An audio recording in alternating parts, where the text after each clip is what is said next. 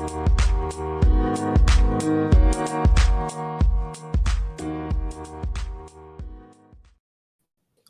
up? What up? What's sibbity? What's happening? Welcome to another edition of the Wrap Up, aka Kicking It with the Cousins. Tony on the mic, and as always, I'm joined by my mailman, your mama's mailman, your uncle's mailman, everybody's mailman, Mr. Oz, the people's mailman. What's going Hello, on, hello, brother? hello, everybody's mailman. I love that. I love that. Bro, we're going to have some fun tonight, man. I know we got a nice special guest. We got some hot topics, hot takes. We're going to talk some cards. Like we always do, we're going to go ahead and review what we did in the last week. But it's going to get a little spicy. I like it. Yeah, man. Get your popcorn ready because I think once we get to the meat of the episode, this thing might go sideways. So we'll see. But Maybe. as always, the link to the, what we say, link to the chat, link to call in is up at the top of the chat. So feel free to click on that and we'll get you in here when we can. As always, we appreciate everybody in the chat. We got Big John right away. What's going on, Big John? Appreciate you being here, brother. So, Oz, man, let's get into this week's guest real quick. We have Mike Moynihan, Yes, Mr. sir, yes, sir. YouTube. Yeah, man. This dude got more shows than I don't know what. But they're all dope. You know, he has his own vintage show. And what's that one again? That's He's got the Golden Age of Cardboard Golden Age of podcast. Cardboard. Yeah, Yep. he's got Chasing Cardboard on YouTube, Hobby Think Tank on YouTube. I mean, this guy's got it going on as far as Hobby when it comes to Hotline. yeah, a little bit of everything. Which actually, I think the three of us are going to be on Hobby Hotline, I believe next week. So that'll be Oh, Tuesday cool. night live. So you guys Yeah, come check that out. Yeah. that's cool because we get have a nice little rapport with Mike, so he's real easy to talk to, very knowledgeable about the hobby, all things. But he's super vintage guy, which is cool. But I love the one show where he goes around looking for collections. That's the Chasing Cardboard. Yeah. Yeah, so that's pretty dope. It's like a American Pickers type style show, similar to what Kenny G and the boys are going to be doing on Netflix, Yeah. but without all the bells and whistles, obviously. But it's still pretty dope about him going around and his finding collections.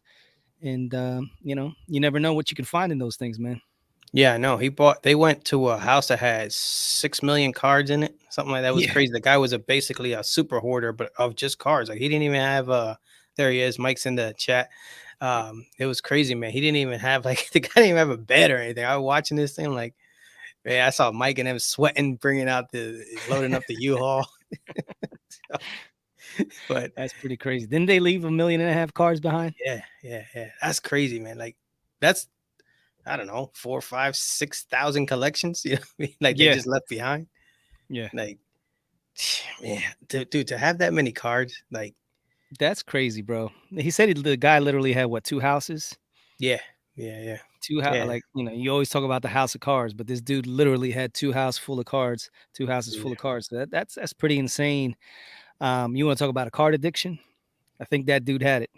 yeah. From what in the show, it said that everybody liked the guy. He was a real cool dude and stuff, and his neighbors and family, all that stuff. But he just had cards, like cards upon cards, and not even beat up too. I mean, he had them like, all in monster boxes and all that stuff. So, I Did he have mean, those all in top loaders? Because that could have got real expensive real quick. I don't know, Mike, but from what they showed on the show, I think some of them were, but yeah, who Yeah, knows? I mean, dude, yeah, just in top loaders, he probably had thousands of. I mean, just in boxes. $1 million collection worth of top Yeah. loaders. So, but yeah, so if you guys haven't checked that episode out, definitely check it out. I know Mike's happy today after the Rangers whooped up on the Phillies. Ooh, I mean, yeah, bro, jump out 5-run lead, and then it just all goes to crap. So, it's early. well, there It's goes early. 162-0. Yeah. Well, already the Mets and the Yankees are gonna be meeting up in the World Series. I don't know Yeah. if you saw the hype or not, but both teams they had the best odds to win it all. Okay.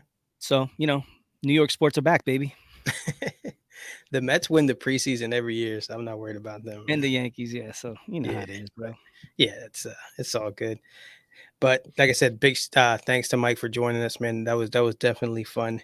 I look forward to talking to him a little bit more.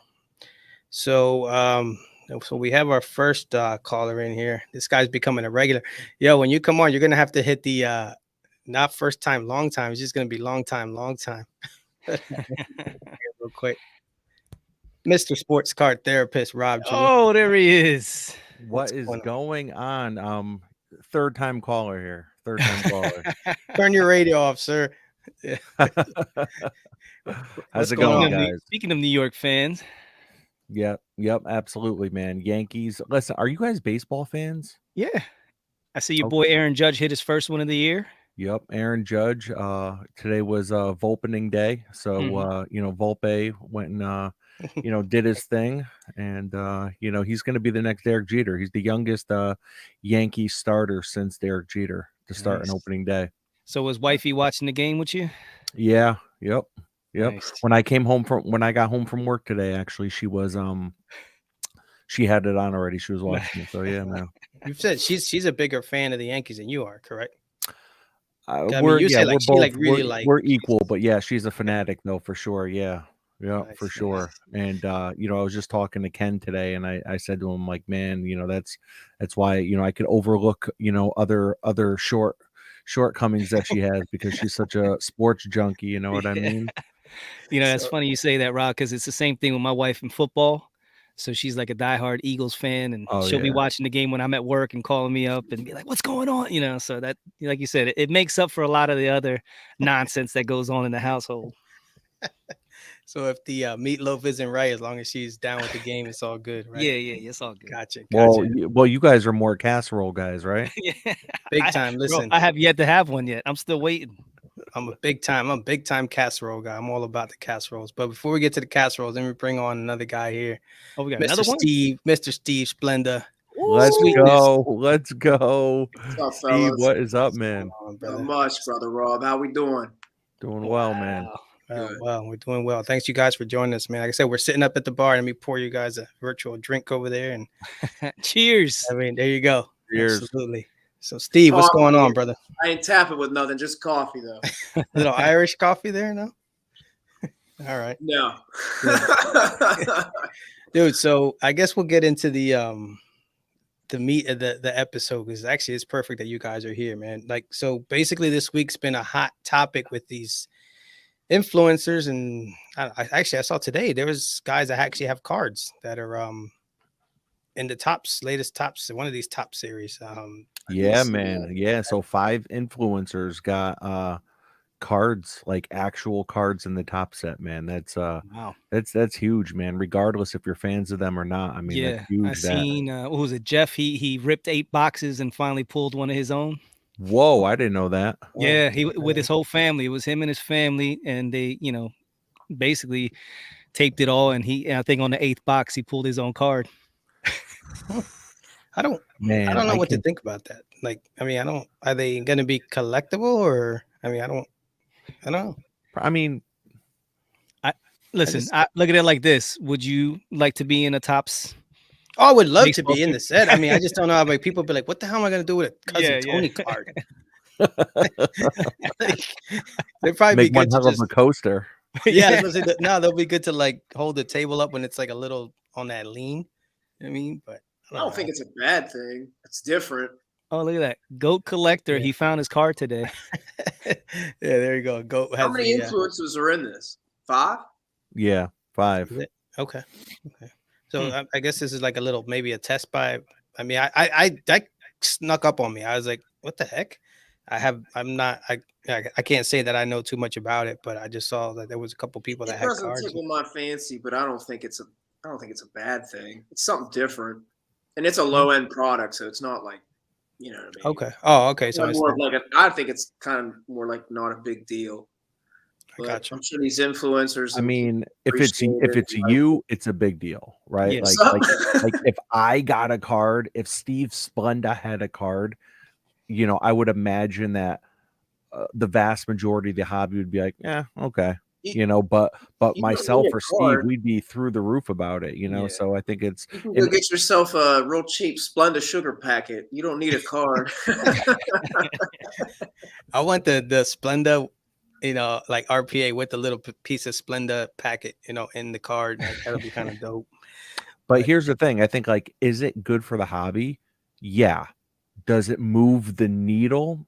I don't know if it I don't know if it thrusts us into the stratosphere, because the thing is, I heard Chris Hoge on the crossover mention this once. He said, listen, he said, I see almost every single sale of every single card on this planet. Obviously it's not true, but he's tapped into almost all of the big sales because him and Christina, they literally manually enter every single sale like $5 or more into Card Ladder, right? So they are just seeing thousands upon thousands of sales a night. They're up all night long doing this. And he said that the amount of cards he actually sees pop up on social media are less than 1%.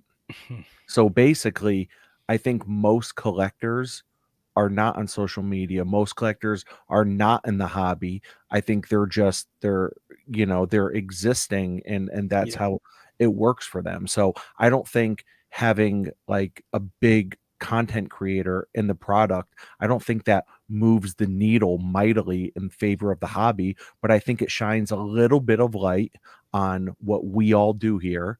And I think that's probably a cool thing. I think that's probably a good thing. I think the hobby grows slightly from it. Yeah. I don't see anything wrong with it.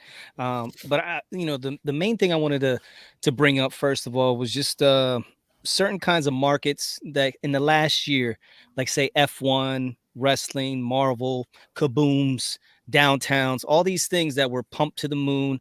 And I like, what are your thoughts on these Steve's markets? cracking his knuckles. You see him as Yeah, you're talking. I'll be right back. Man, I put myself through a workout today. My pinky came out again, and the damn thing. Oh, it came out. Dude, this thing's He's warm. Around. Did it really? It came out. Yeah, it's been like that for years. I don't know if you can see it. It's a little. Were you offensive lineman? All I did see, No, man, I was is an edge guy on defense. If anything, I got to slap hands. I seen Splenda's sweet back. He took a picture of his ripped back in one of his stories. I was like, Jesus, looking like the Hulk back there. I did a little workout today, man. I was feeling rough last week, so I was finally able to get back to it. I put myself through one today, man. Yeah, Tony and we missed our gym day today. Yeah, got it right here. But getting back to like the markets, like F1, is that still a thing? To some people it is, but it's not. I don't think it's as big as it was. Just like wrestling. When Prism came out, when that product came out, wrestling was the hottest thing for 30 days. I mean, hobby wide, it took over the hobby. It felt like, anyways, and now it's like, I think just like with the hobby explosion, a lot of people left, but like the true collectors or the people that rediscovered it and fell in love with it again are still here. I think the same thing with F1, but I don't think it'll ever go to what it was before. Yeah. Go ahead, Steve. I don't knock any of these collectors of these niche products and stuff. What I've noticed, at least in my opinion, is that people like jumping on them early. And in my opinion, I think it's. I'm not just going to come out here and pump and dump. And I know I beat that dead horse a lot of times. I don't want to annoy people, but I think when you go into a newer release of anything, as something that's more niche, that's low data, low metric, not as long tested in the marketplace of this hobby, I think you're seeing people jump on it and they want those profits as soon as they can get to them. And not to bash those collectors of those things, because it happens in sports cards. It happens with quarterbacks. Well, yeah, they're prospecting. I was about to say, I was like, isn't that like buying Kenny Pickett? Prospecting. Yeah, I mean, it's good. We're going to see it with Trevor Lawrence this upcoming national. He is going to be the hot top. We've all talked about. He's going to be the hot topic quarterback. He's the new Herbert, but like we've all seen it where even if a quarterback's failed somewhere and moves to a new team, we're seeing guys jump on these cards, and you have a window. And I think a lot of these niche markets, like that's what some influencers, not a lot, but some influencers will jump on it. It's because they know there's that window. I can make my own price. I can push this product. I can max my profit within this window until shit kind of hits the fan. Yeah. That's fair. Like I said, it's almost like, I mean, right when you said that, I'm like, well, wait a minute, that happens every day with these unproven rookies. Oh, Jordan Love. it's bad in the sports car hobby. That's why I say I'm not picking on these niche Yeah. collectors. I don't want people to think like I'm trolling like No, I got Marvel you. collectors or F1 collectors or Disney collectors, Star Wars collectors. It's just I think some people can see an opportunity there, and it's because there's not longevity in the marketplace. And during that window, you have your chance to make your max profits. Yeah. Got us. So with that being said, like, for example, Dan the Great Curator, he's always a hot topic individual. But like what really gets people going when it comes to him, Steve? Like it just seems always he's just that guy, whether it's Marvel, Star Wars, and now the Disney. Everybody just wants to point the finger and say, "Oh, that guy," like he's the Captain Pump and Dump. Like, why is he like the poster boy for that? If we already know what he does, and he basically he comes out and tells you, "I'm gonna pump," why does it bother everybody so much? I mean, I just, in my opinion, I can't speak for everybody. I just look at the way he. What bothers me is how he says how everybody hates on him and trolls on him for collecting, and that's not true. He says that for a reason. He says that because he's trying to move the field goal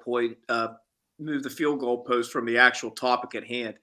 And it's not that he's just saying he's pumping. He'll make up comps. He's literally telling you he'll stage or they're staging content, whether you look into it too much or not. But it's like when you stage content, you show up at a table with other influencers with followings and channels and all this, and you're coming out saying cards are worth something when it's like that's not true, man. And the problem is you're going to mislead people, whether people harp on it too much or not. That's how markets get set.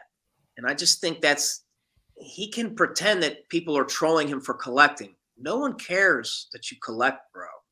It's the fact that you come out with prices and you pump these things and you mislead actual collectors. And hey, we always talk about the kids in this hobby and we want the next generation. It's like, is that how you're going to gatekeep your community? And here's the thing. If he didn't put it out there for everybody to look at it and to analyze, I mean, maybe it would be different, but he records it and he says it. Mm-hmm. I mean, when you come out and say you're staging content, that's a dangerous thing, in my opinion. I mean, if he's saying he's staging it, it's staged. Is it more for? Well, he didn't disclose it in that video with Daps. Yeah. Not until he went live. And what if somebody spent $1,000 on a card like that, and then they come back and say, "What was I doing?" I guess what I want to ask too is like, have influencers, the Jeff's card, Jeff Sportscard Investor, Great Curator, do they have any clout anymore? Like with the people that are remaining in the hobby, are they Jeff's able got to a really? In a Topps release. I get that, but that's corporate. I'm talking about the people that have been here, that have been in the hobby for 5, 10, 15 years, and even in the last 2-3 years. Are these guys able to, can we see through that shtick? Are they really influencing anything? I would say, I think people like us can see through it, but we're not kids spending money in this hobby. And yeah, but if they're talking about a $15,000, Star Wars card, a kid's not going to be able to afford that anyway. I don't know, man. I see some Zion cases that shows the kids, and they got thousands of dollars worth of cards, bro. I mean, a regular kid. Listen, I see Steve's point. Because he's talking about, and I know you're trying to make a point too, Oz, and I think like the truth is probably somewhere there in the middle, right? Because if someone is talking about a $15,000 card that most people can't afford, when a Tom Brady card sells for a record $1 million, that has a trickle-down effect to his dollar cards. Boom. That's the point. Does that make sense, when you Oz? set a $15,000 sale in Star Wars, you're just setting a benchmark, and now there's a ripple effect. Just like the Justin Herbert 101 selling for over $1 million or whatever. Right. Who's going to spend $1 million on a Herbert card right now? He has no metric or merit to that price. And what I don't believe that sale personally. And the reason I think it happened is because you're going to see the trickle effect of it sets a benchmark for his market. And like, we agree, this is an escape. It's a fun thing to do. It's a hobby. We all enjoy it, but it's real money. And that's where I come back to my point where it's like, why mislead? If you aren't staging content or if you are staging, just disclose it. Say, hey, my channel's for entertainment. This is what we do. And he kind of half foot in, half foot out. And once he gets called out, speaking of the GC, once he gets called out, then he'll talk about it. I like that. It's like GC. But I would say out of anybody out there, you know what I mean? There's going to be people that don't like him, people that do like him. I don't have a problem with Dan, the GC. But the thing is, out of any of those influencers, I think he's the most honest about what he's doing and what he's been doing for the past couple of years. Is he transparent every single time? Probably not. But the fact that you know that a lot of his stuff is staged and it's for entertainment purposes and it's just more for likes, clickbait, and things like that. I just don't see. Yeah, but most people don't know it's staged. That's the no thing. one knew it was staged until it came out. But my thing is, okay, so you have a group of influencers that are doing a pack rip, or what do they call that? Box break thing. Pack war. Okay. What does that have anything to do with Tony and I or me and Rob? They're discussing values of what card they would put in here. Okay, this card I think is worth this and this and this. But my thing is, if I'm interested in something totally different, or if Rob's in his vintage lane, or if you're in your KD lane, I can get what you're saying, and it can be misleading. But I think this hobby has grown to such a level that 70 to 80% of the people that are on IG and social media, they can see right through the BS. I don't see influencers being influenced in the way they were a year and a half ago. As a matter of fact, I'm going to kind of flip the script, and I'm going to say that watchdogs like Sportscard Radio, who right now at the same time probably has like 600 to 1,000 viewers on a live right now, I think they have more influence than what these guys do anymore. Who's going to be sponsored by Fanatics? Sportscard Radio or somebody like the Great? Well, they're not going to be due to negativity, but I think there's going to be way more hobbyists that are going to be tuning into Sportscard Radio and hearing the negativity and the drama. And have they earned that influence being honest? Have they earned that influence being honest, though? Have they been consistent? I don't know. I don't know, and I don't care to know, because to me, a lot of it is negative. So I'm not going to even watch it. Because it's just to me, a lot of it is just negative. And I'm not being facetious in it. Why would you classify it as negative? Because every time he's on there, he's talking bad about somebody. Like who? Like every influencer out there. Jeff Sportscard Radio. Fraud.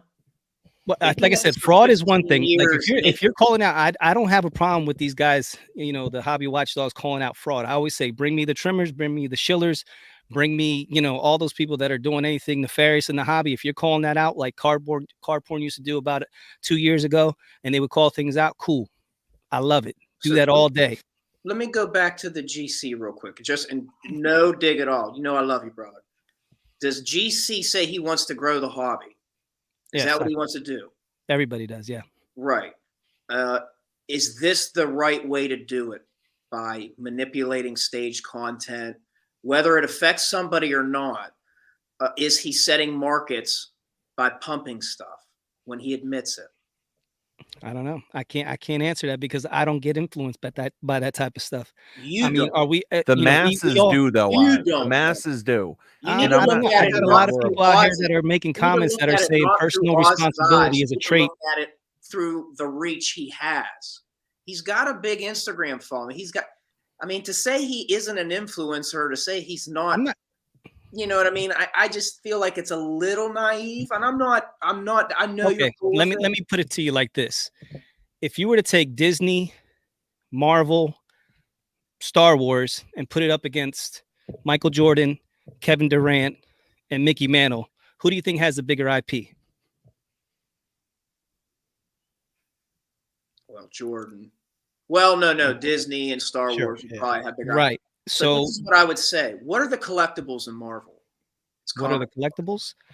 I mean, what What he are was the pumping collectibles was the in PNGs, Star Wars? It'd probably be cards, action figures. action figures, cards. There's cards from So the we know 1970s. within sports cards what the collectible thing. Yes, there's memorabilia, but like sports cards have been tested in a market. These other card products, there's other competitive marketplaces. I can understand why a Marvel comic book drives a premium price. I don't understand why some of these new Marvel releases are getting the price merit based off of what? But PMG. Steve, I would say the same for, and again, I love that we're having this because like we can talk about this without having to yell and stuff. We Right. could say the same about the NFL, the Prism that just came out, right? Can we not? It's we don't know a lot of those guys. They have no longevity, and their prices are through the roof. Like right now, there's a Right. $10,000. I keep seeing Kenny. I'm like Kenny Pickett. I'm like, what the hell, dude? I'm like, this guy's not even. I would Like, totally agree with you. I would advise nobody to buy Kenny Pickett. I would advise nobody to buy rookies at sky prices when they're going to overprint this Prism. And you know, in the next 6 to 8 months, it's going to be common cards. Prism's not going to drive the premium. I would totally agree with you. That's why I said earlier, I think you're seeing it in sports cards with prospecting. There's no reason Herbert, to this point, we could all agree he's a talented young guy. Why is any one of his cards selling for $1 million? because we as a hobby, we allow that to happen. We keep it's hype too. It's hype. Yeah, it's all hype. So like everything is hype. Look, listen, hype like drives everything. Yeah, to a degree, everything is hyped. Everything's a narrative. No one's talking about Breeze now. No one cares about Breeze. Right, exactly. Shout out to Drew Brees, but let's be honest. Right. Real quick, guys. Big John says, where does personal responsibility come into play for people buying what someone pumps? Rob, I'll go to you first on that. Personal responsibility. And before you answer, Kamish says personal responsibility is a trait that's lacking more and more in all facets of life. So, yeah, some good conversation being had for sure. You know, and you know, Dan is someone who I've you know, I think maybe aside from the hobby, I've become friendly with, you know, as far as the GC, I cannot co-sign everything the GC does without a doubt. I mean, you know, I think to an extent, I mean, you know, I also am in the middle where I don't want anything to do with like cancel culture in our society. I cannot stand cancel culture. I think people deserve third, fourth, fifth, sixth chances, you know, all that. And the thing is though, when you're trying to manipulate markets for clicks, I think that is setting a terrible precedence. And I think that is really, really, really bad for the hobby in general. I mean, now if someone is doing that and they're getting 4 views on their YouTube video, then like it's not that big a deal, right? But if they're getting thousands of views and the reels are getting thousands of views on the reels, it becomes a big deal. And I think when you have known figures that are trying to manipulate the market, even if they plead ignorance and they say, well, that's not what we were doing, it was just for entertainment. Well, you should have put that at the beginning of the video. You should have put up a disclaimer, this is just for entertainment. Because yeah, to me, I mean, it is definite market manipulation, and I don't want anything to do with that, because I put my hard-earned money into the hobby, and I can be influenced just like anyone else can. You know what I mean? Like when my neighbor gets a nice car, like, yeah, I want a nice car too. I say, you know, I'll compare. It's human nature to compare what we have to others, and even though I'm all about trying to love my collection, yeah, like who doesn't try to keep up with the Joneses to an extent? Like we catch ourselves doing it. We're like, what are we doing? Like, I don't even like this. Why am I even collecting this? Why am I even doing this? But we can definitely get influenced by the content that gets put out there. And I think, you know, if we're putting out videos and we're putting out content, if we don't want to own up to that responsibility, then you know what? Hobby watchdogs are going to come for you. And that's why, to an extent, I do have an appreciation for hobby watchdogs. Now, I don't have an appreciation for cancel culture. So there's a fine line there, right? It's like I'm saying, I you know, definitely so it's like agree. I don't want to see Dan go anywhere. What someone like me would appreciate is somebody like him coming out on a live like he does every week or every other week and say, you know, I probably dropped the ball on this, and I probably should have disclosed some stuff. I mean, I'm all about extending hand and grace. From my personal belief, there's always got to be a path to redemption. So like, and I'm not saying he owes me anything. He doesn't owe me diddly. But I mean, I think there is an audience that he appeases to, and he even says it himself, I want to gatekeep. And this is why I don't think it's as innocent as maybe some might play it off. Look, I almost feel like that quote was taken out of context, though, Steve. I hear they get brought up a lot. I could be wrong. what's that now? The gatekeep thing. Like, I'm not co-signing him saying that, because I don't think, and like, I don't co-sign that one bit, that quote. But was that like taken out of context? Do you think? In my opinion, no. Because if anybody's critical of him and then asks him questions, he blocks you. And I don't think people are trolling him or going after him. I think they're asking legitimate market questions. It's like, hey, where are you coming up with? I know people personally that have asked them, where are you coming up with some of these prices? And they get blocked. I'll say this though, Steve. I'll say this. Sometimes some of those dudes come in the chat and they can be out of pocket. Like, let's be honest. Some dudes are straight up and they'll be honest and say, hey, this, but there are some guys that come in, they're out of pocket, and then they get in their fields because they get blocked. I'm like, well, first of all, like, the block is there for a reason. It's his show. Like, he can block whoever the hell, you know what I mean? So like, dude, you can't have it both ways when you're gonna come in and talk trash and then be like, oh, he blocked me. Like, come on, man. Don't you think it's a little strange, though, that the people who give positive feedback don't get blocked? If anybody asks any questions at all, they're blocked. Again, that's not transparent. That's not how marketplaces work. Correct. But again, it's his show. It's his you know, it's like, you know, I mean, it's, but I think coming from somebody like me who is ignorant to that, maybe I am interested in Disney cards, and I ask some questions. Why would I get blocked? And I've been in them lives before. I've seen it. And I know people that have been in that lives who will generally ask questions, and it's not in a harmful way. And he like twists this and say, well, I'm being trolled. It's like, no one's trolling you. They're just asking a basic market question. And I agree in accountability. That's why I think somebody who admitted to being involved in some stage content should probably be accountable and say, hey, I think I may have misled people. And when you pretty much admit certain things, I mean, don't you think this is a pretty forgiving space?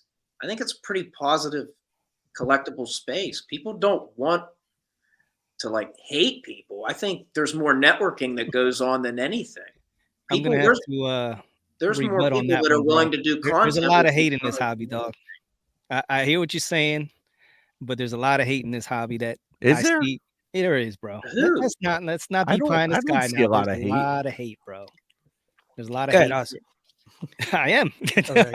No, I'm just saying there is a lot of hate, you know, and whether it's for, you know, just a regular Joe Schmo or you know, big time, you know, Jeff the sports card investor, or the great curator seems to get all of it. There's guys out there, you know, we'll be on Hobby Hotline and dudes will come in hot on the comments and get blocked, you know, because they, like Tony said, they come in out of pocket if we're just talking whatever, and they'll just come in with their opinions. And I've had a far more overwhelming positive experience in this hobby, and there's more friendships and bonding that goes on. I'm not saying that. I think why people get the hate, like you said, it all goes to creator. Is that irony, or is that maybe self-inflicted? So talking about accountability, let's talk accountability. I'll say this, like, some of it is both. Like he's I think he's like I think when he gets that hate, to me, I always tell Oz, I said, it reminds me of Mumra in the Thundercats, where he just turns and I think he takes that and just like throws it back like 50x, and then those dudes come back at him, and at the end of the day, it's more clicks. The algorithm's going crazy. The Instagram, the hamster, the wheel is going nuts, and his, you know, his stuff just keeps, you know, clicking. But I think he just embraces it, digests it, and just comes back tenfold with he'll be like, you know what? If you want me to be this guy, then I'm gonna be this guy, and then some. It does feel like a pylon mentality when it comes to my guy Dan. It does. Like it feels like, it's like popular to kind of pile on him. It's low hanging Now, fruit. He's the poster boy, and it's easy to pile on. And again, I'm not here to defend Dan. I'm not here to. I'm just trying to I want to figure out myself. You know how you said, Stevie, you have questions. I have questions too. It's like for me, if I'm at work, I'm listening to content. I'm trying to listen to stuff that's gonna help me be a better collector, and just improve the hobby experience overall. But then when I hop on the IG, and either it's somebody with some nasty ass memes talking a bunch of crap, and it's like every other thing post is something negative, particularly about Dan or somebody else in the hobby, and I'm just like, what do the guys that are doing this and making this content, what do they get out of that? Because to me, that's not hobby watchdog. That to me is I would is agree with you. That's an clickbait. ego stroke as well. Everybody has an ego. Everybody, I don't mean to offend anybody in the chat. You could say the same thing about me, man. You're putting yourself out there. You're probably feeding your ego to a degree as well. And I'm human. I'm not perfect. But I think the difference is when you're trying, like, in my opinion, I think there's a difference. Like Rob and I talked. I don't mean to put it on blast, but hold on. What are you about to say now? Well, and I gave you my say? thorough thoughts when you're talking about doing vintage lives, and I said I feel like there's enough data out there. It's been tested long enough in the market. Somebody could very easily call you out and say, Rob, I don't think this is right. You know what I mean? I don't think that necessarily happens with some of these niche things that come out because it's the new flashy thing. And I'm noticing a common theme with him. And I'm not trying to just pile on him. Mhm. I honestly think probably he's a really nice guy. It's not a personal thing. Yeah. Definitely. I agree with you. He is definitely a nice guy. He is Right. great. I think He's a we great got to guy. separate Yeah. Dan, the person, from the GC, the influencer. And I think GC, the influencer, is like loving the fact that I can keep moving to the next flashy thing, and I can kind of corner that market and be the face of it. See, I don't know if I agree with that. I don't think he has that much power, man. I think you're giving him a little bit too much credit, and because he there's a Walt Disney rookie card that's out there. I want to say it's a 1932. It's actually Walt Disney, and Right. Mickey Mouse is on his lap. Right. And I've been watching that card for a couple years now, and I've always kind of like had my eye on it. And he's the first person who I actually know, like I know him, that has it. I know it's out there. I know I can get it. I could probably go on eBay and maybe buy one. They're expensive though. They're like 5 figures, like 10K for a nice graded one, but so he had that long before this Disney product came out. You know what I mean? Like the Hulk Hogan PMG that I absolutely got. What's his phrase he likes to use when he rakes people over the coals? Tenderize. Tenderize. Dude, I very much overpaid for that, but that was my choice. It's rare, it's scarce, and I got a Hulk Hogan PMG. You got tenderized. So he had these niche products before they became popular. So I know what you're saying, and it might just be coincidence that How many some of the stuff that situations he are likes like that, Rob, though, where somebody overpaid for something, and in the long term, you might be okay with it because it's sitting in your PC. Oh, I'm not okay with it, but I know. But yeah. But Yeah, how many people it's may not have going had anywhere, interactions with them where it's like, I got tenderized and in turn burned. And I think when you and this is what I would say. We can say he's innocent, but look at the people he's brushing shoulders with. He does content with Jeff Wilson, Daps Sports, big names. So I think this is a tad bit more nefarious, in my opinion, because you are marketing. You're working with big names in the hobby, guys that are looking for Fanatics deals. I might be the only dude in the hobby who doesn't know who the hell Daps is. I don't even know who that dude is. I didn't know either until. Is that the guy that bought He's the guy who bought the he bought the Star Wars 101. Yeah, the Oki, whatever is that? What is it, Tony? That 101. Oh yeah, the it's like the Jedi Suwakara, whatever. Yeah, something like that. Yeah. Real quick, Dan says here, a lot of manipulators operated in the darkness for years on questions. I think it's good that there are people asking questions. Finally, there's no denying some of these markets were manipulated. He also says the debate is healthy. Like I said, we can talk about these things without having to yell at each other and get all Oh, crazy. sure. I'm happy I'm All having. love it. All you guys. Yeah, It's dude. all Yeah. love. We can Oh, differ bro. in opinion. You know, Trust we'll me, get man. off of this and we'll be sliding into each other's DMs, you Sure. know, and talking smack about You want to whatever. see a real debate? Bring up Jokic and Yeah. MD. Yeah. That's we'll get the mute button ready real quick. But Big John makes a good point. He goes, you can get burned the same way at a show or on whatnot or on eBay. I mean, Absolutely. if you don't think that, I there's, don't think Dan's the only guy sure. doing these type of things. Nah, Not man. to cut you off, Tony, but And I to would an agree. extent Like, too. it can happen any place in this hobby. Yep. And Go like ahead, bro. Tony was saying, like I think like, and I've been able to, like all of you guys, I've watched Dan turn into the great curator before our eyes and really kind of become like this, and I think it's a lot of this stuff that's created that, so I think the more you guys, or the more he gets called out in general for stuff, I think the more he's just going to pump out his chest and throw it right back at you. You know what I mean? It's like, it's, and I say that because it's like, the thing that I think any content creator, the last thing that they want is to not have Be people pay relevant. attention. Yeah. No attention's the worst thing. So even good attention, even bad attention is good attention, I think, when you're a content creator. So it's like you're helping him. He should buy you a bottle of champagne, Steve.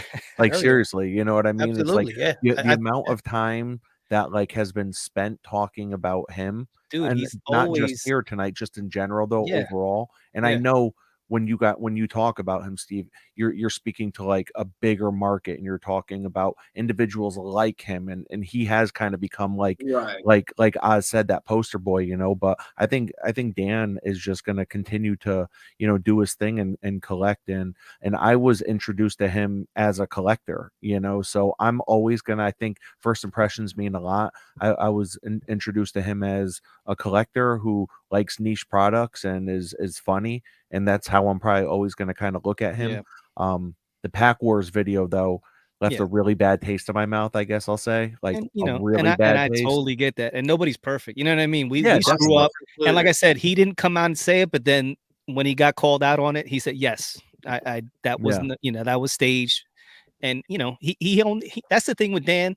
He may try to slide something past people every once in a while, but usually you guys call it out and he'd be like, yeah, where there's other guys, that are out there that'll hide behind, all kinds of things and never come out and admit to what they're doing. He basically started the thing, pump what you like. That's his hashtag, just to play off of everything that was going on. So it's like, you kind of know. And the thing with Dan too, is like, he has his curator army, and it's not just these people, they love collecting what he's talking about, whether it's Star Wars, Marvel, sometimes we get this focus as sports card collectors, where it's like either we're into vintage or we're into players like, Michael Jordan, or I'm into Allen Iverson and things like that, or Roberto Clemente, and you're into KD. And we kind of put the blinders on and we think that's, how you should collect. And anything outside of that, you kind of raise your eyebrow like, wrestling, I don't know about that. Marvel, that's kind of fake to me.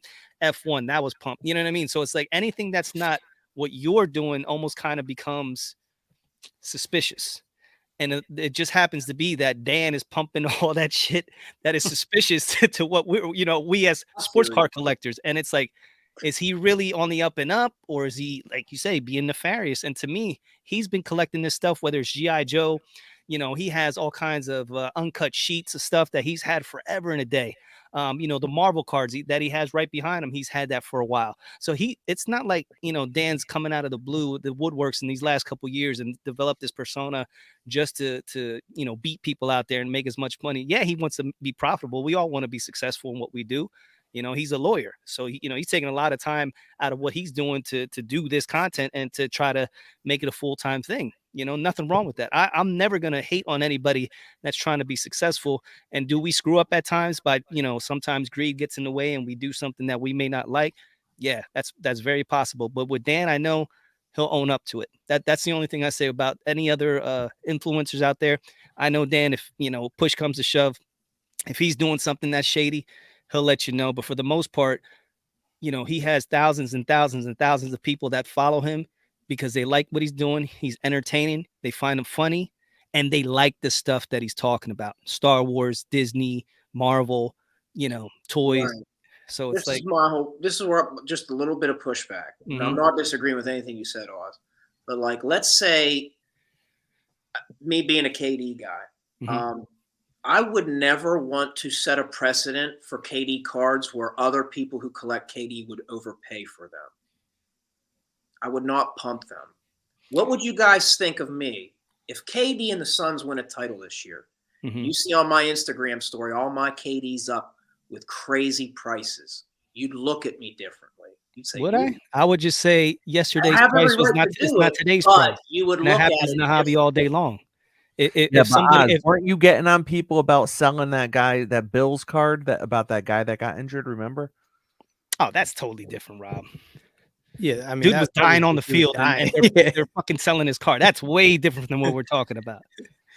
Well, It's I mean, marketing, though. an opportunist is an opportunist. Yeah. I Yeah, think but it's that's kind of the dude, same. that's sickening. That there's levels of being in the hobby, and then there's, oh shit, I got this guy's card. Let me put it up there for $500 as he's dying on the field. That to me, I'm that would not. never. Yeah, I'm not co-signing that. Right. That's I'm not not what Rob's saying. co-signing it. But he's But I'm saying saying you I'm got not an even. That's a opportunity whole to market total. something and But what take I'm saying is, advantage. if Embiid were to win MVP, which he's going to, if he were to win that, obviously his card should have a bump in value. So if I say, okay, Embiid won, I'm an Embiid collector, and I have some of his rare rookie cards, why wouldn't I want to price those comparable to what Jokic does? Let's just say he wins MVP and they get to the finals. They lose, but they get to the finals, he wins MVP. Do you not think now yesterday's price is no longer that price? It's today's price. So Embiid would be similar to a Jokic, price range. Yeah. Steve, to get back to your the thing with you real quick, if you were to sell your KD cards, I don't know, like I'd be like, all right, I guess Steve is he gonna sell those to upgrade? Because now, like, okay, I get what you're saying, like, oh, Steve was just holding it, but you've been collecting KD. So maybe that is you should maybe have, hey, your payday has arrived. Everybody else gets a payday. Why can't Steve have his? Yeah, I'm but saying, like, that's I what wouldn't look at you any prefaced it type of with. way. I wouldn't look at you any type of way because, like, it's like it happens all the time, and it's not right or wrong. But I'm like, you've been collecting this KD since Mr. Part Timer. He plays less games than Embiid, but anyways, I also think his index has a lot to do with this too, because when you're involved with an index in a market like that, and then you're selling the same product, I think that's a bit of a conflict of interest as well. I don't have a KD index. Maybe if I had a KD index, that would be more of a fair comparison. that I just feel like there's a lot of potential conflicts of interest with the way he moves. That's all. I can get behind that if you can control what the chart says and you have those cards. And I mean, there's a lot of apps and businesses out there in the hobby. Who made that index? I don't know who it's through. I can't remember, but I know he's involved in it. No, I know, but I'm just saying he didn't develop it himself. But he's involved in it. He has the potential. He didn't do it himself. He had a corporation go ahead and develop. I think market movers, right, Jeff? Yeah, I do think it's Jeff Wilson. And that's what I mean. We can't say that he doesn't have that type of influence, but then we're saying he has thousands and thousands of followers, a curator army, and he's working with Jeff Wilson. I mean, you can't have it both ways. These guys are so nefarious. I can't take any of them. Get them out the hobby. Rob, you were gonna say something with Steve, like with the KD. Yeah, I mean, listen, I'm all for if, like, this is the way I look at it, right? Like, if KD wins and you want to move your cards, you're making them available for potentially another collector.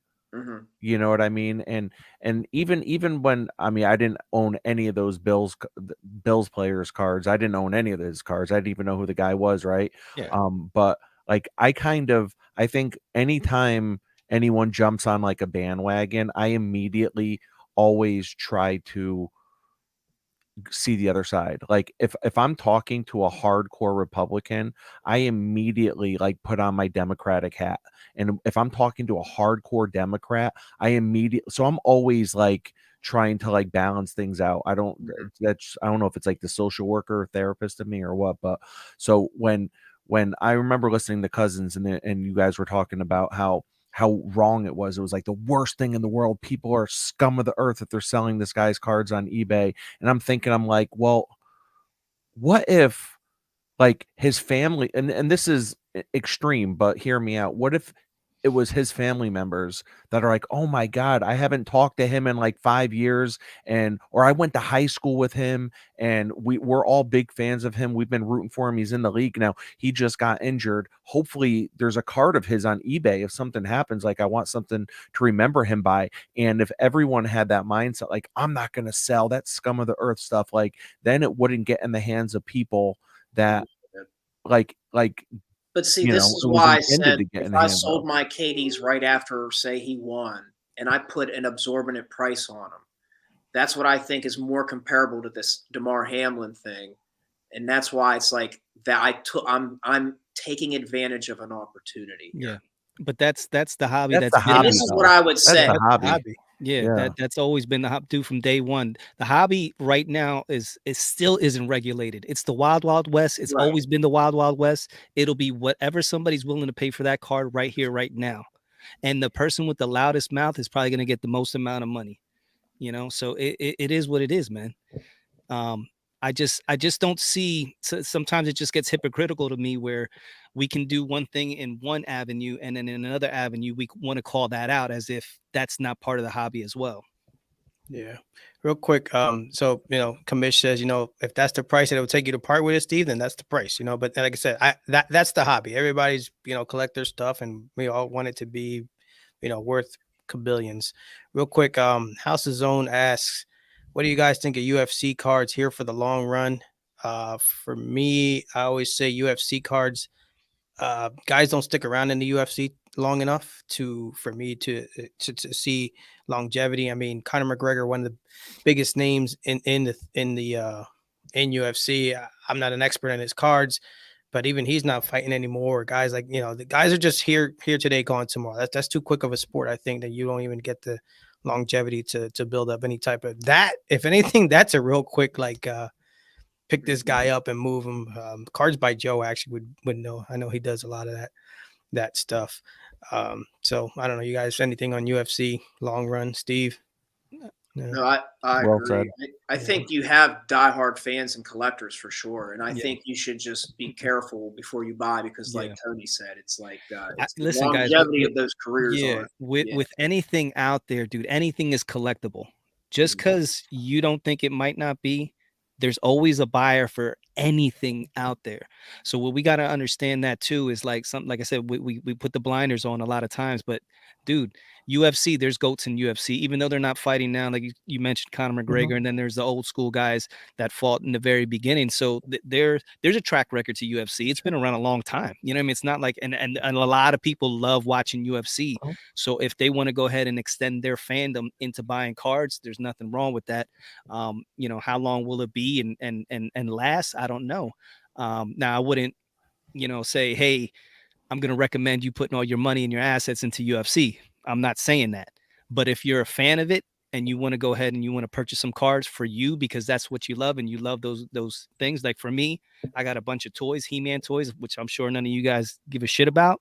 But to me, they mean everything to me because it takes me back to my childhood and nostalgia, which is big for me. So I put thousands and thousands of dollars into there where Rob would look at me like, this dude's crazy. I would never have that shit. But nerd alert. Yeah, nerd alert. But to me, I come down in my basement. And I'm like, Austin Powers. Yeah, I just lay down on my floor. I'm doing, like my cousin said, doing angels on my floor. Like, this is the dopest thing ever. Like, it's fun, But that's what we gotta understand too. Like the hobby, dude. We're here to have fun. We're here to let Rob laughing. He's having fun right now. Real quick. So Mookie, our guy Mookie says goodwill, honesty, and integrity are hallmarks of the hobby. The hobby is safe escape from the real shit going on out there. Shady behavior bursts that bubble and yanks you back to reality. Not good.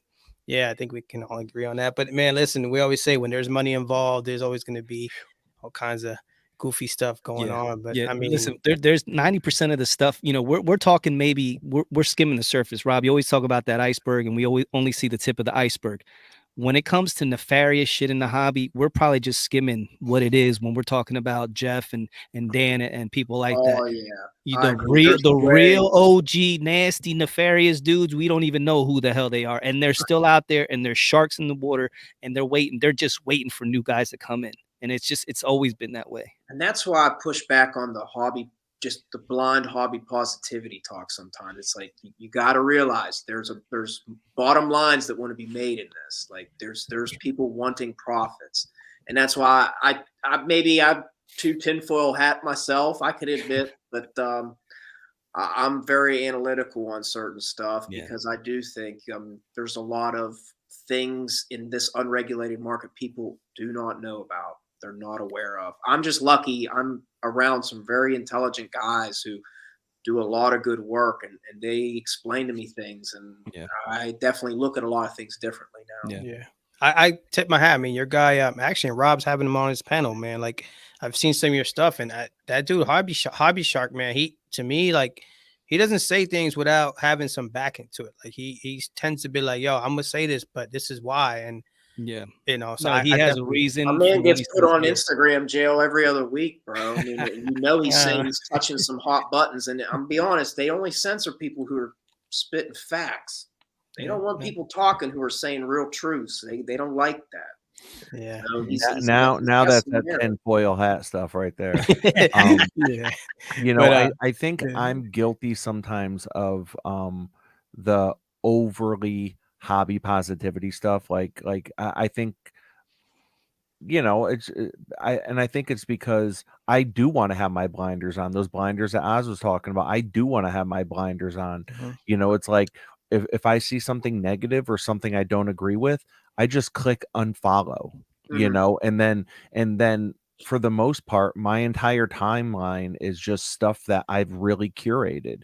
You know, just like my collection, what I follow on social media is carefully curated, and I do put blinders on, and that's the way I continue to enjoy the hobby. So when I start talking about how positive and how good this hobby is, like, I'm not trying to be phony about it, but it's like, that's my experience, man. Like, you know, if I wasn't having this much fun, if I didn't think it was like as much fun as I'm saying, I wouldn't be in it, you know? So, but I do have a lot of respect for people like Steve, Hobby Shark, and all them, you know, because someone's got to do it. I'm glad it's not me. It's almost like the cops, right? Like, thank God the police are out there, but I don't want to do that job. You know, I appreciate the roses, Rob, but I really deserve zero credit. I got to give credit to Hobby Shark and AIH and LT and Dan the Card Man. I mean, I'm just holding on to. I'm surprised they even keep inviting me on. This dumb son of a bitch.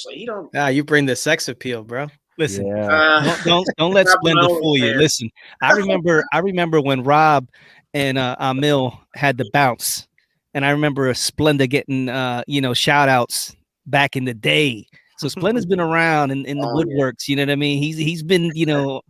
Don't let him act like he's not the man. You know, Splendid. You're the third person today to bring up the bounce to me. What the hell is going on? Hey, we missed that, bro. Rob, I'm telling you, that's why I reached out. I really enjoyed. I mean, I found you on YouTube because I was like diving into all the card content stuff during the shutdowns and such.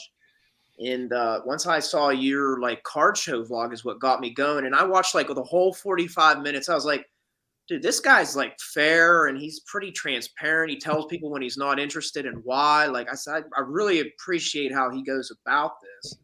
And that's why I reached out. I think I, gave you your roses at that point. And then once I realized you had a podcast with Amil, I jumped on that too, man. It was a great show. So there's a reason people are going to bring it up. It was really good. Yeah, I think you had sold him a card. Is that right, Rob? I was gonna say, let's not forget when Steve tenderized the therapist way back in the day. So.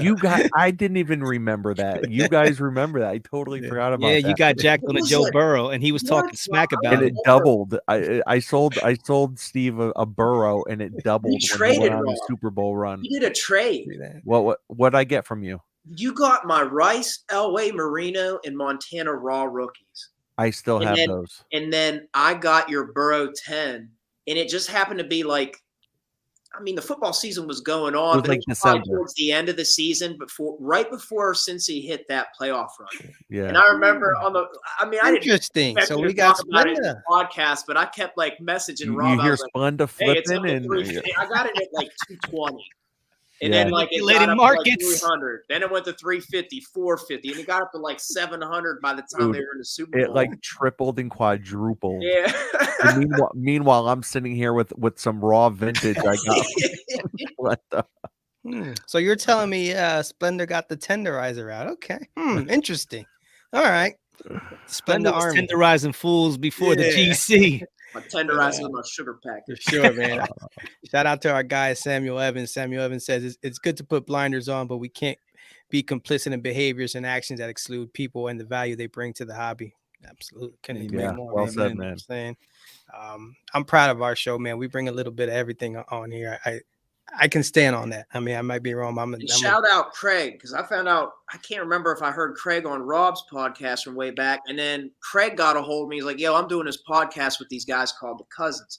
And dude, as soon as I heard it, I was like, man, these guys are all right. So then I think I reached out to you guys probably sometime after that. Let you know. I was like, man, I'm a fan. It's really good stuff. So. Appreciate it, man. Appreciate it. Hey, go fellas, we're at the hour mark. So so we got another guys, hour left.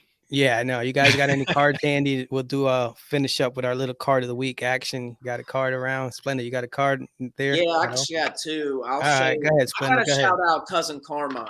Go ahead. I don't know if I'm sure you guys maybe have seen it. I've shown it on other, but I got this in a trade from Carmine, and it's my Oklahoma City KD flawless patch auto, bro. And I got it from him sealed. And everybody was on me. He's like, bro, this is a BGS card. This is a BGS card. Sorry about the glare. No worries. But I ended up going to my man, Dan, and he sent it in a PSA for me. He subs a lot with PSA. GC? And ended up with a PSA 9. So on a card, thick stock card like that, to get a 9, I was super pumped. And so shout out Carmine for doing the trade. And listen, he didn't have to. He took like half trade, half cash. He did not have to do that. So I really appreciate Carmine for that deal. And then just real quick. Yep. Ooh. Pick this boy up on an eBay auction for a steal. This is a 2006 Topps Finest Blue X-Fractor. Wow. Very so nice. These two are like the mainstay of my PC. I'll pick up some stuff here and there, but like Tomlinson and KD have been like, they're my guys. Gotcha. All right, Rob Base. You know what? Rob I have Base. so many cards I can show. I don't even. Here comes Rob. I got a Mike in PSA 10. No, so I Double posted this on my pristine. Instagram. I don't think did I show the Uncle Jimmy card last time I was on your show? Yes. No, wait. We talked about it. We talked about it. Yeah. Okay. Yeah, we talked about it. Yeah. So I don't know. I got nothing to show. I got plenty of stuff to show. I get. Yeah. Well, you have. We talked about the Uncle Jimmy, but we were waiting for what you posted, the other one. Just tell us about the other one that goes with it. So I just posted this a couple days ago. Look at this. Look at the green screen effect. I love it. So this gentleman right here, Jack Quinn, he is one of the few players in baseball history during his playing years to be featured in the T206 set and the 1933 Gowdy set.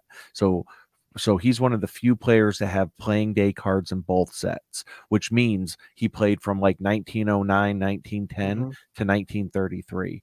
And on top of that, the 33 Gowdy is a Uncle Jimmy card. And I had just posted this on my Instagram a couple days ago. The Uncle Jimmy collection, it's from this guy who passed away a few years back, Uncle Jimmy, and he had, some of the best known autographs of all time in his attic. He's from New Jersey. So he had like a Babe Ruth Gowdy on card auto. It's like one of the most gorgeous things, millions in cards, millions in dollars. And they were all through the mail on card autos of vintage players. So this card I definitely got tenderized on, but I was more than willing to pay the premium because there's no comps on like what an Uncle Jimmy card goes for, and PSA actually has it designated as the Uncle Jimmy collection. So Oh, that's cool. yeah, Nice. yeah. And I mean, look at that auto. It's I mean, Yeah, it's nice. it's gorgeous. I mean, Yeah, how man, could it's you old. look That at looks this? real And nice. it's a 1933 and it's an auto of an 8. I mean, Hmm. the thing is just so that's Yeah, why I very love this nice. hobby, man. Thank you, a collector's dream. He says, beautiful Yeah, card, Rob. beautiful. Thank you, Yep. thank you. Very nice. But Very Steve, nice. that patch, Steve, that's one of the most gorgeous patches I've ever seen. You know what? I saw similar of the card out of 15 flawless, but none of them have this patch. Look None. at that thing. Yeah, it's It's nice. a big, Cheeky. bold, beautiful, multicolor. Just get in my PC, baby. Another Austin Powers reference. I love it. Get in my belly. Yeah, that's the one thing. Kamish brings up a good point. You know, lovely penmanship on old school players. The I Jackie agree, Robinson Kamish. auto is sick. Babe Ruth, Clemente's looks like crap, but some of the other guys, man, they have beautiful, beautiful like autographs. This guy. Oh my God, Manny. Puerto Ricans. Man, actually, Manny, man, we would love for you to jump on, man, because Manny is actually at the Mint Collective, man. If you're not at a Vegas. bar, yeah, if you're not at a bar somewhere or in a gutter, click at the top of the chat and jump in here. We'd love to have a report. Yeah, Mickey Mantle has a nice auto. Hey, I know that guy. Yeah, I was like, Splendor, are you That's my stacking brother. the chat? That's your brother. But, That's yeah. my Let me brother. tell I you always who, thought that who about else. One of the good nicest collector. autos in all of baseball. There it Oh, is. One of Mariano. the nicest autographs in all of Ooh, baseball. Bro, his Mariano stuff is Rivera. ridiculous. man, that's nice. Thank you. Yeah, this is like, look at him. I mean, Yeah. I can't He tell. looks if like he he's straight. You know what he looks like? See, Rob wouldn't get so He looks like he's out of Miami Vice. he looks Look like at a that. dude from a Look at that bachata video. swag. All right, guys, listen, I have to log off. I was only going to come on for 10 minutes. I swear to you. It's an hour 10 It's now. never 10 But minutes. It's listen, fascinating conversation, sir. Tony, Oz, love you guys. Steve, love you, man. Pleasure you, seeing brother. you guys. Okay, Appreciate be you. safe. Thank you, guys. Thank you. Stay Appreciate blessed, you, brother. Rob. Love you, All right. Rob. See you. All right. So I guess I'll go. So Oz is on this whole make base great again kick. Nice. And this is actually one of the first cards I bought when I got back in. And looking at it now, I'm like, how the hell did this get a 10? Because the centering is wacky. But bro, it is. This is crazy. Dude, this is classic, bro. 1991 Upper Deck Magic versus Jordan. One of my favorite cards. Oh, Ooh, Bro, man. I love this card, man. It's Jordan got the nice. Look at that, bro. You know, Nice. Tone, you know what that's almost like? It's almost like that Topps Chrome Kobe, where Yes. LeBron and Kobe are Kobe, guarding yeah. each other. Yep. Yeah. It's a lot like that, man. That's sick. Yeah. I always like this card when I was collecting back in the day. It was just I was like, man, I want to get this card, and it was just one of these things. I'm like, yeah, I'm definitely picking this up, and it's nothing in the grand scheme of things, but they were definitely nice with the centering. Because look, man, it's off. You can see it like. I don't know if you can see it in the camera, but you can see it in hand. On the camera, it doesn't look too bad. Not but, too bad. yeah, really but doesn't in look hand, you can tell it's a little thinner on the right hand side. But still, I mean, to me, this is a classic card. Upper Deck 90s, Jordan and Magic, Two absolute Lakers. icons, man. Yeah. So, yeah, this is one of my favorite cards, man. This is in the finals, and yeah, just one of those things, man. In the fields, Manny, the Phillies got smoked today, so that was. But I know the Mavericks lost to the Sixers last night. Yeah, can I talk about that real quick? Let's talk about it. Let's talk about that real quick before Oz goes. Mr. Luka. I mean, we talk about pump and these values and stuff like.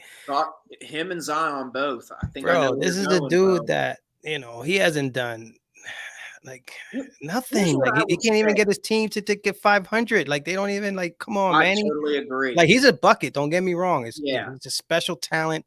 Yep. He's different. That's great, but.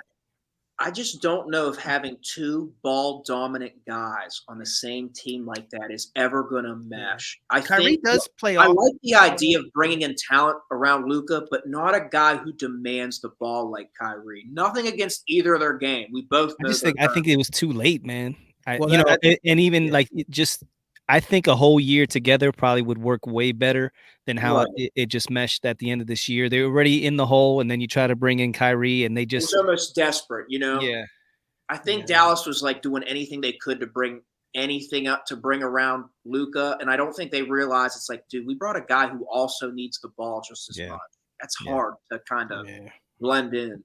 And it's tough. It's for similar sure. to the Embiid and Harden situation, which they're trying to work through. You know, they're doing a lot of pick and roll situations. But talk about ball dominant. Harden will freaking dribble 20 Almost has to 27. have the ball to be an Yeah. impact because he's not Yeah. the defender. But see, that's where Embiid picks up the slack. Like Embiid can totally impact the game on that end of the floor. Yeah. Sure. So that's But- what kind of saves them a little bit. But I agree, it's kind of hard.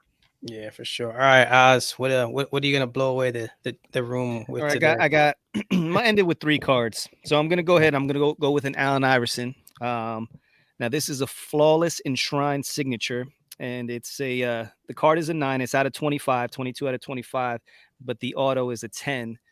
I love this card. Nice. No, that's beautiful. Yeah. Just the way the 2 Yeah. Allen Iversons there, and then the auto and like I said, the Yeah. 10. Man, the way that card looks, Oz, that looks good in that BGS slab. Yeah, and I always talk to Tony. You know, he always says the BGS slabs. He's not about it, but bro, Man, that silver, Yeah, the all silver silver. kind of That's matches the the card. card. It's Yeah. all silver. Yeah, Man, that looks sharp, bro. Yeah. I love this card. Yeah. Yeah. Before you go to the next one, that's what Sam. I was gonna say that you know, Kyrie can play off the ball because like last night, watching them, you know, he can play on the wing and he can create. So I mean, it's not Kyrie- as bad as it is, but I just think it was too late. Like, you know, Yeah, those no, guys but bro, Kyrie is a problem, dog. dude, we can't guard Kyrie with 8 guys on the court. Nobody can. Like, Kyrie like seems to be getting better with Kyrie's a age. dog, bro. I don't understand him. Like to yeah, me, it's like he's like the ultimate compliment when it comes to trying to build a championship team. yeah. And for whatever reason, it just didn't work out in Brooklyn. Obviously, you look at what the talent that they had with Harden and Durant and him, you would think, you know, multiple Yeah. championships, and it just went downhill. Yeah. And now here he is with Luka. Unfortunately, I think health played a factor with that Yeah. trio.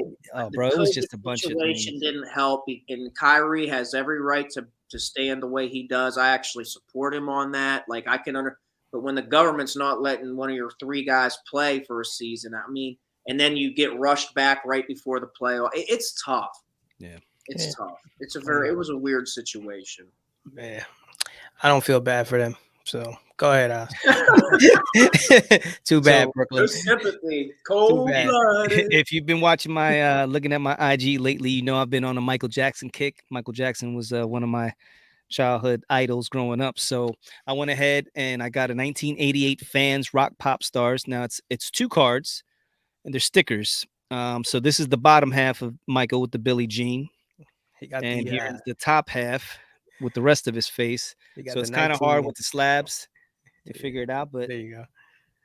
But to say he got the 1985 prom suit That's going. cool, yeah, bro. that's straight from Billie Jean out the video. Yeah. So Hey, that's Oz, that. are you familiar with the dude Flippin' Steve? He does that show with Dustin, the Yes. sports card dad. He's big into the pop culture stuff, man. He's a Nice. good follow. He does good stuff, but he's always good. You guys are like 2 peas in a pod. The pop culture stuff, man. You guys Love it. come up with That's that dope. heat.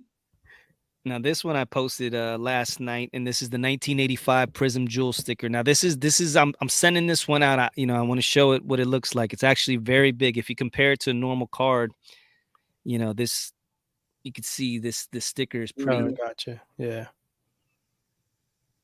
You know, so it's a Michael Jackson Prism Jewel. So this is similar to what the Jordan Prism Jewel that goes for, you know, thousands and thousands of dollars. Now my only thing is it's not graded. I don't know if it's legit. There's nothing on the back. So is the sticker peeled? The Is stick- that No, Or is it's it on. There's intact? like you could tell on the back. That's like the cardboard that it's attached to. got you? Yeah, it's just in. I didn't have. I was gonna put it in a sleeve, but it's too big for a sleeve, so I had to throw it in this big ass. That's cool. Manny wants to know if you had the same haircut back in the day. That I have right now as this And Yeah, MJ, as MJ. No, Okay. Gotcha. I had the high top fade. Gotcha. AIH says my man Steve. There he is. Shout There he out is. Raul, my brother Yeah, from another yeah. mother. He would have had fun had he been in here a little earlier. Oh, that would have been great. That's what I mean. I'm And listen, look, this is an open door. Like I said, that Yeah, you come in, just there's be guys cool. way more equipped to have Yeah. that conversation than Sure, I mean, yeah. I know the little bit I do, but that's why I shouted those guys out. They do the brunt of the work. That I'm lucky they even let me have a voice, man. I appreciate that. Again, I appreciate that we could just talk about that without it getting, crazy. Because at the end of the day, we're here to just, like you said, this is an escape for us. We're trying to have the best experience we can. We grew up with that where it was okay to have different opinions, and it didn't take away from the relationship. Right. Yeah. Listen, we're in a weird time now where it's very cult-like, very and if you break away from your cult or and it's like that's not healthy. We all got to extend hands. I would have a conversation with GC. I wouldn't be against it, but I'm not to beat that dead horse, but I agree. The fact that we're able to have a civil discourse and maybe not even agree on everything, but that's fine. We're all still going to be brothers at the end of this. Yeah, that's what I appreciate most. Yeah, listen, we've had, I can tell you, there's conversations here amongst the cousins that there's yelling and screaming and kicking. Next day, like, yo, we're gonna go play ball. Yeah, we're good.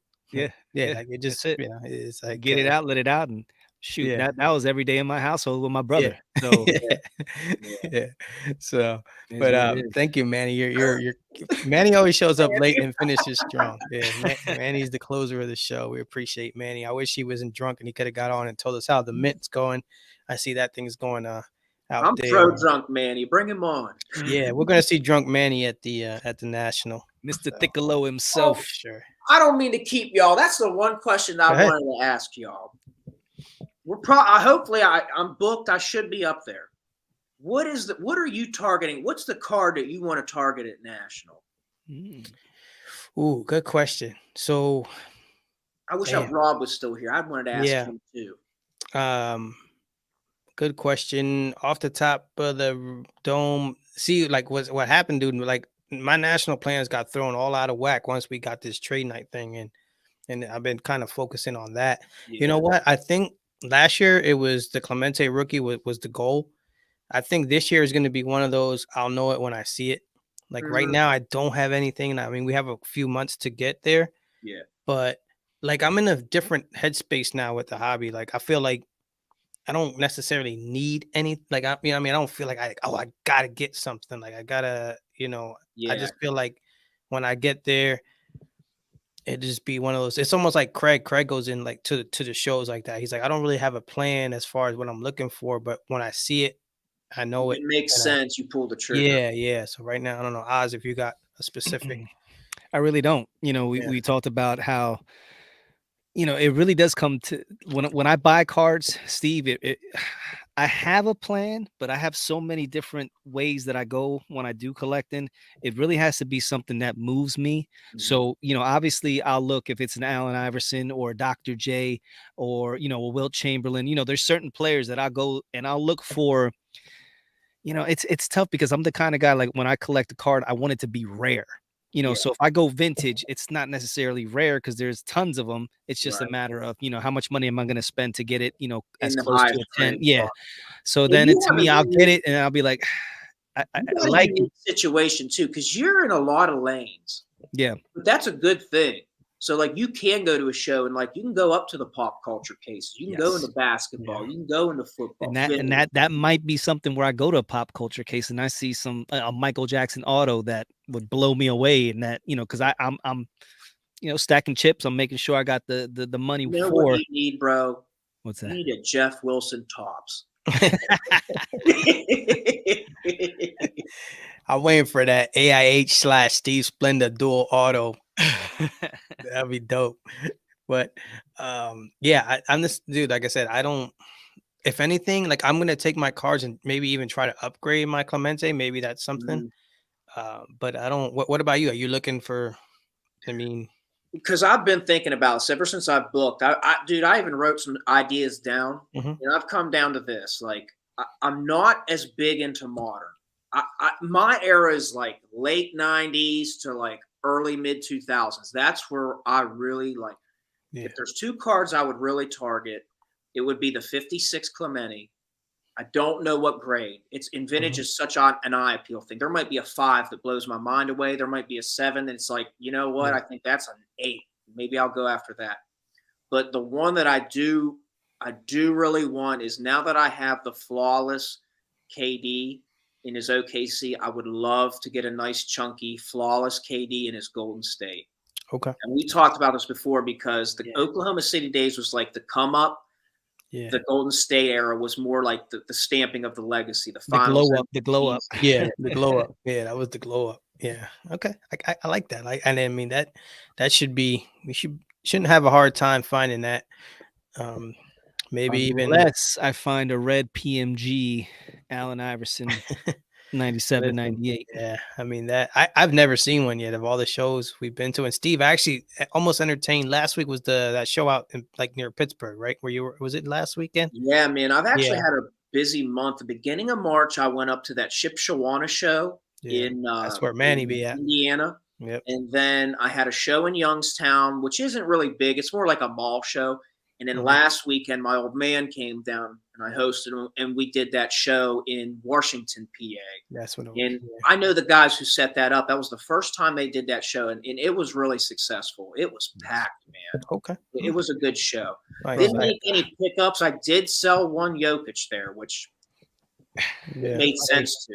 That's good. You sold it at the right time, brother. I did, because you know what? The more I'm watching, I like what they're doing in the West, but if they match up, let's say Philly goes to the finals, I don't like that matchup. I'll be totally honest. I don't like that matchup with Philly. And to be honest, if it's Boston, even, I'm not. Dude, man, as much as I hate Boston, like, they're getting super hot right now, and they just have a great defensive team. They just blew out Milwaukee. Bro, they pulled Milwaukee's pants down at Milwaukee. I mean, that's a statement game going into the playoffs. Yeah, we can't beat them. So I'm hoping they get eliminated, and I'd rather play Milwaukee. Somehow, some way, Milwaukee and Boston have to face each other in the second round, and we face somebody else. And then we face Milwaukee. Milwaukee somehow beats Boston, and then we have Milwaukee's number, I think, or at least we'll give a way better series than against Boston, because Al Horford lives in Joel's head. I don't know what it is. And Tatum won't do shit, but Brown will have like 80 points by halftime, and it's just ridiculous. Like, those guys, it's like, I've noticed that's what makes Boston unique, is they got a lot of wing guys between 6'6" and they come in waves off the bench. It's difficult out when you got those wing guys that can handle the ball, stretch you from 3, get to the bucket. They got a unique thing going in Boston. I'm not a fan, trust me. I don't want to see Boston win, but it is what it is. You always have Smart always in the business, stirring up some stuff. As much, I'm not a Smart fan, but man, when he's on your team, you love a guy like that. It's like he doesn't demand the ball, and he's going to get into your best wing defender. He's everything I wish PJ Tucker would be. You have to call up a play for me. I'm going to go sick your baddest dog on offense for the whole game. I mean, that's a tough task. Real quick, fellas, let me just recap some of these comments. Duke's baseball cards, 1947 to 66, exhibit Mickey Mantle portrait pinstripes in my sights. Ooh. I have no idea what that is, but it sounds like it's badass. I'm gonna have to Google sexy. That. Yeah, after this, I'm like, that must be whatever that is. Must be sexy. And the commish says Oz will definitely go off script at a show. He goes, but there's always a purpose for it. He's great at that. He watched it in action. Yeah, we watched it when he picked up the Bill Russell, and there was a Bill Russell auto and a Dr. J auto that was not in the plans, and Oz picked those up. Right there it is. Yeah, so those, like, if you see them in hand, the gold autos are really sick. Yeah. That was the day before Bill Russell passed. Yeah. Michael R., first time listener. What's up, fella? What's up, Michael? Welcome to the Cousins, the official hobby hangout on a Thursday night. Cheers. Steve Splenda's buying drinks for everybody, so order up. Cheers, fellas. Yeah, for sure. So, fellas, we're gonna close it out. Steve, appreciate you coming on with us, brother. This was fun. Like I said, I knew it was gonna get a little spicy, but it was definitely fun to talk about it. Any last words before we get out? I always appreciate you guys. Indifferent. If we agree, it doesn't matter. You guys are my cousins. I appreciate you guys. Sir. We family, baby. Yeah, I think we disagree on a lot of stuff. But we always like just yell back and forth in the DMs, and then in the end, we're like, oh, it's you say Jokic, we say Embiid. Hey man, Yeah, that's how brothers love it. interact, bro. Yeah, love it. That's how it is. Yeah, for sure. Love that, man. Yeah, Kavish says, Oz buys a 1-on-1 and then just ours, and then he buys a box of Masters of the Universe, and guys all over the place, man. Conversation starters. For sure. Oz, before I kick it to you, though, I want to, again, thank everybody in the chat for joining us. We'll be back next week. As always, Manny, peace out, brother. Don't drink too much. You'll end up in the fountain at the in the Bellagio, so just chill. So again, I appreciate everybody joining us, and we'll be back next week. So come on in, hop in, talk with Steve, whoever's here, all that good stuff. But Oz, that's all I got, brother. Take us home with That's it. little Yeah, goodness. definitely. Thank you to everybody that came in, gave us a shout out. This was fun, man. These things keep getting better and better. And the main reason we're having these lives is for this to be a hangout. So anybody, if you ever feel you just want to hop on, don't be afraid. That's what the link is up there for. We want to meet you. We want to, we want everybody to know your name. This is exactly like we said, just like Cheers. So this is becoming the next week. I promise Gary V will be in the building. He just happened to, we switched him up with Rob. So he backed out at the last second. But appreciate everybody. And we're going to end this like we always do. And that's keep focused, keep positive, and keep collecting. Hey, yo, Splendor, bring the beat back.